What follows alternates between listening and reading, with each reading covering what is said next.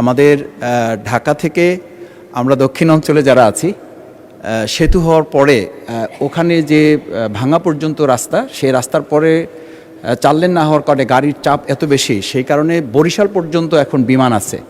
কিন্তু বরিশাল বিমান হওয়ার কারণে এদিকে হলো উত্তরা যেতে হয় 2 ঘন্টা, বরিশাল থেকে আবার আমাদের পটুয়াখালী হয়ে কুয়াকাটা পর্যটক যারা যান তাদের ওখান থেকে আরও প্রায় 4 ঘন্টা সময় চলে যায়।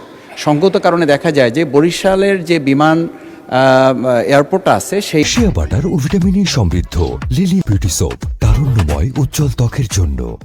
এয়ারপোর্টটা বেসিক্যালি খুব কার্যকর এখনও করা যাচ্ছে না, এবং আমরা যারা ওখানে জনপ্রতিনিধি হিসাবে ছোটোখাটো কাজ করি, আমাদের যাওয়া আসা এখন রীতিমতো ঢাকায় আসলে এলাকায় যাওয়া যাচ্ছে না, এলাকায় আসলে ঢাকায় আসাটা আমাদের জন্য কঠিন হয়ে যাচ্ছে। আমি মাননীয় মন্ত্রীর কাছে একটু জানতে চাই যে আমাদের বরিশাল রেখে পটুয়াখালীতে যদি একটা এয়ারপোর্ট করা যায়, অথবা বরিশালের এয়ারপোর্টকে কার্যকর করার স্বার্থে যদি পটুয়াখালীতে দেওয়া যায়, সেটা আরও অর্থপূর্ণ এবং আমাদের দক্ষিণ অঞ্চলের আগামী দিনের যে অপার সম্ভাবনা আছে সেটাকে কাজে লাগাবার ক্ষেত্রে এয়ারপোর্টটা খুবই গুরুত্বপূর্ণ হয়েছে। সেটার ব্যাপারে কোনো কার্যকর পদক্ষেপ নেবেন কিনা? ধন্যবাদ মাননীয় স্পিকার।